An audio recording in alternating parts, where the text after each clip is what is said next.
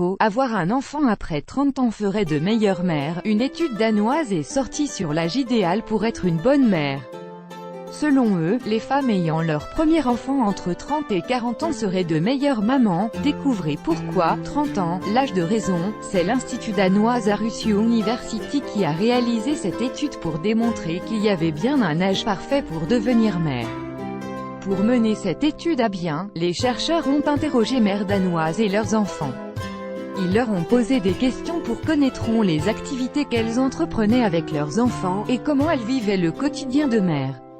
Et le résultat est tombé, les femmes qui auraient leur premier enfant aux alentours de seraient des mères plus sereines et plus épanouies. Les chercheurs se justifient, les mères deviennent plus flexibles avec l'âge, plus tolérantes et s'épanouissent mieux émotionnellement elles-mêmes. Les femmes ayant la trentaine utiliseraient moins verbal et physique avec leurs enfants, favorisant plutôt un impact positif sur l'éducation de leurs enfants. La maturité psychologique peut expliquer que les mères plus âgées pratiquent une parentalité plus positive.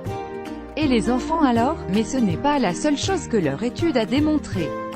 Selon les chercheurs, les enfants entre 7 et 11 ans, nés d'une mère trentenaire, auraient moins de troubles comportementaux. Nous savons qu'avec l'âge, les individus gagnent en maturité, leurs relations amoureuses sont plus stables et ils sont plus souples d'un point de vue émotionnel. C'est donc un environnement particulièrement favorable pour le développement d'un jeune enfant. Cependant, l'âge moyen du premier enfant, en France, est de Nous serions donc dans la moyenne basse pour avoir un enfant en étant pleinement mature et apte à nous en occuper. Les scientifiques se sont penchés sur cette étude et souhaitent toutefois mettre en garde les mères qui font un enfant aux abords de la quarantaine.